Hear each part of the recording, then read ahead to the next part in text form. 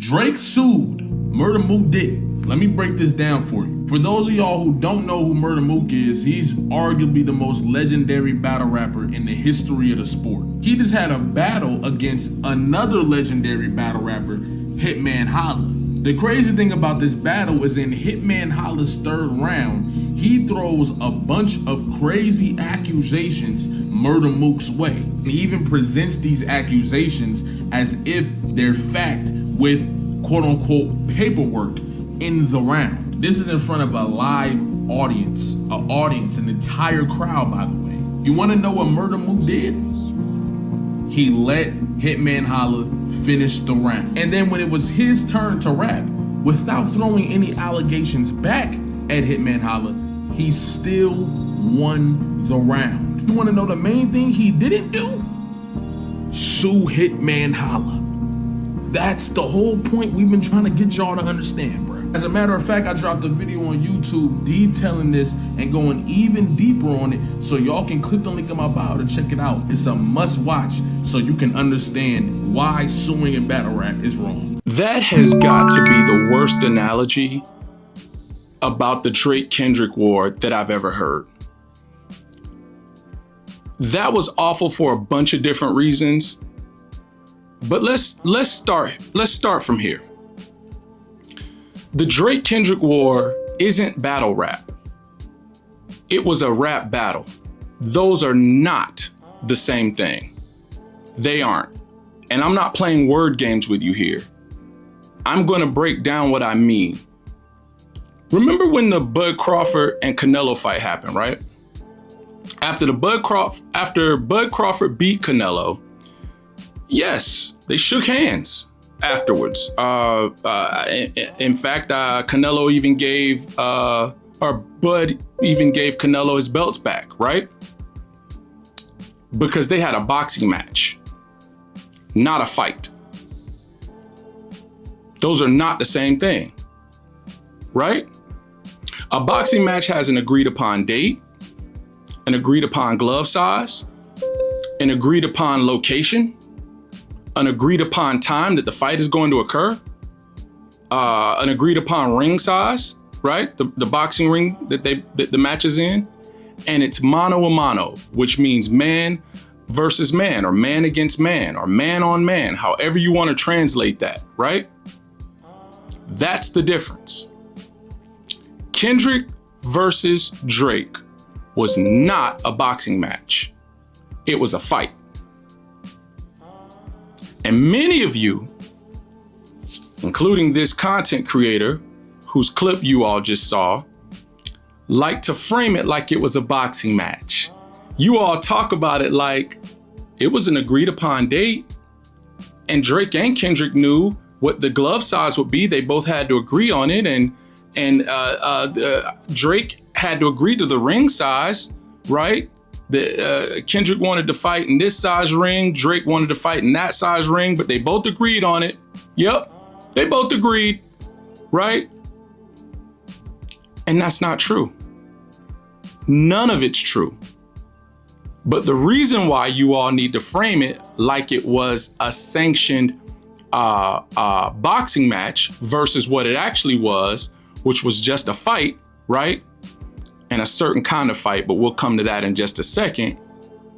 You all have to frame it that way, because if you don't, you have to then admit that what Kendrick did was not only wrong, not only treacherous, but it was what he felt he had to do to even have a chance at beating Drake in a fair battle. Rap battles are not about who's the better rapper. They aren't. If that were the case, then we wouldn't remember Tupac from his battle with Biggie, right? We would remember Biggie because Biggie raps circles around Tupac, and no one with a working set of ears thinks different. Now, you might like Tupac more. That's a whole other thing. But saying that Pac is a better bar for bar rapper than Biggie is silliness. And I'm a Pac fan, but come on, right? So it can't just be about who the better MC is. If that's the case, then rap battles would be, something from the past that happened once. And after that, we'd go, well, wait, if the better rapper is always going to be the winner of these, then what's the point of having them? But that's not how they work, right? LL Cool J beat Cannabis in their rap battle, right? So, there are 1,000 examples of this where the better rapper lost rap battles over the years, right? Okay. Now, Kendrick fought Drake without Drake's knowledge beforehand. Kendrick started the fight, and Kendrick had help. That, good people, is not a boxing match. I told you all the prerequisites for a boxing match. That is a fight. A fight where Drake was jumped, right? Anyone with a working set of eyes can see that UMG set all of this in motion, but that's another story for another day. The bottom line is this. This was legitimately the worst analogy that I've ever heard about the Drake-Kendrick war.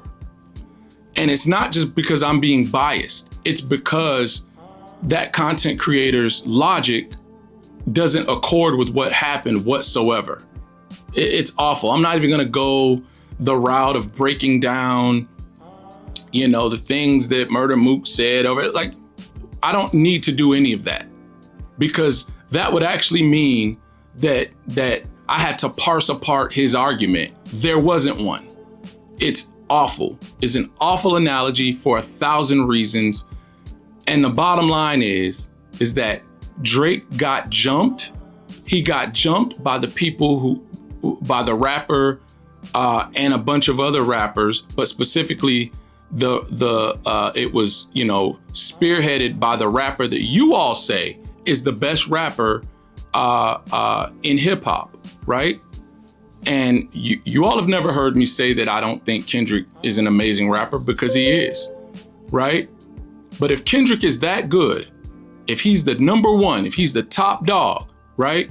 Which many of you were saying even before the battle last year, then why did he need Future, Metro, Ross, A$AP Rocky, The Weeknd, and Playboi Carti, and the largest record label on planet Earth to help him?